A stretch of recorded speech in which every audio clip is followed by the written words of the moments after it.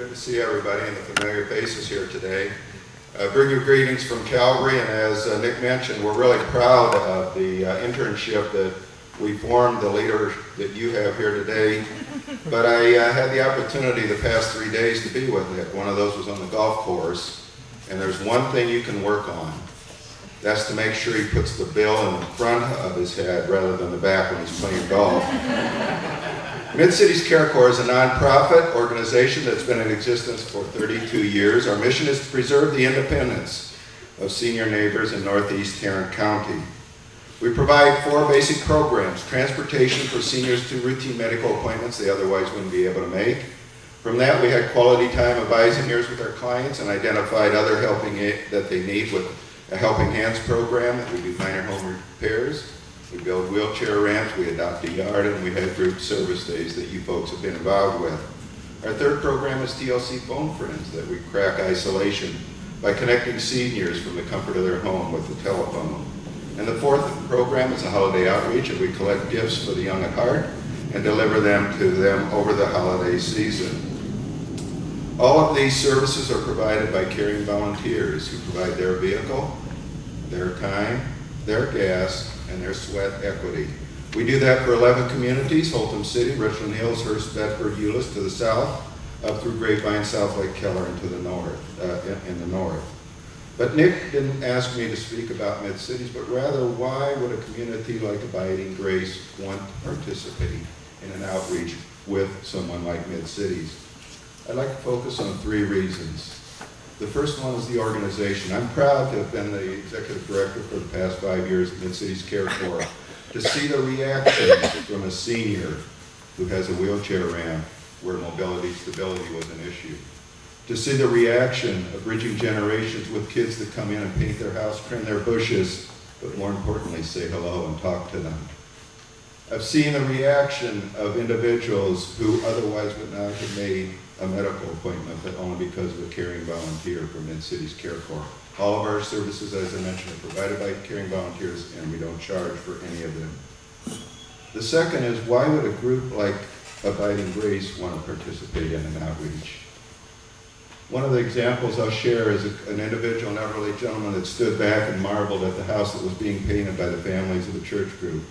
And he said, "Duane, what Mid-Cities does is wonderful." And he said, "I appreciate that." He said, "No, you know what's really wonderful, what's going on here? Families working together to help the community, touching the community."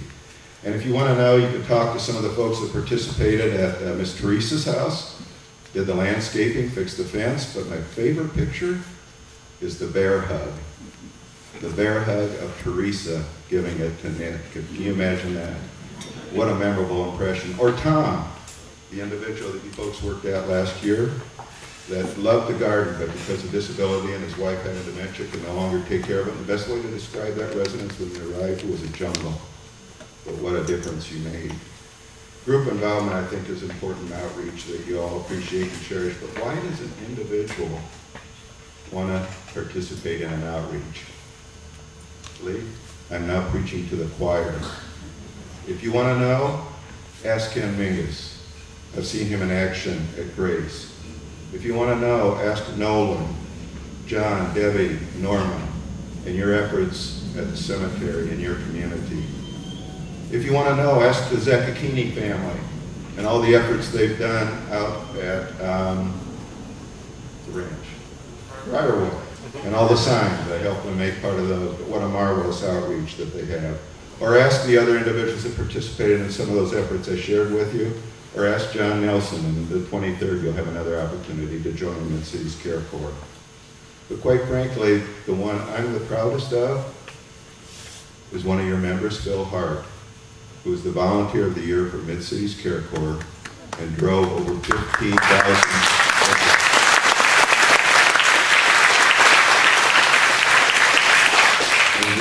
15,000 miles for Mid-Cities Care Corp last year, taking seniors to medical appointments. Thank you, Phil. How do I put this in perspective? I want to share one quick story. Several years ago, a preacher from an out-of-state accepted a call to a church in Houston, Texas. Some weeks after he arrived, he had the occasion to ride the bus from his home to a downtown area.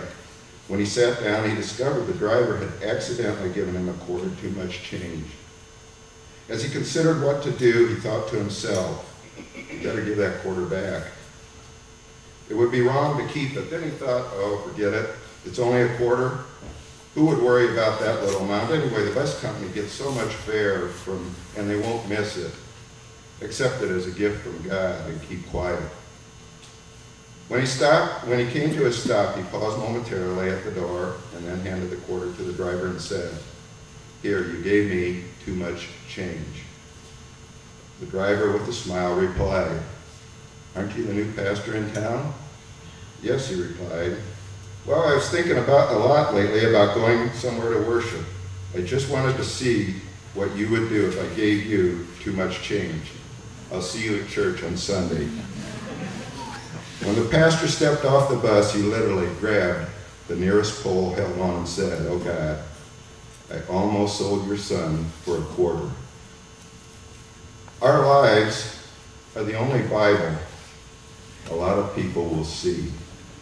This is really the scary part of how people watch us as Christians and will put us to a test. Always be on guard and remember, you carry the name of Christ on your shoulders when you call yourself a Christian.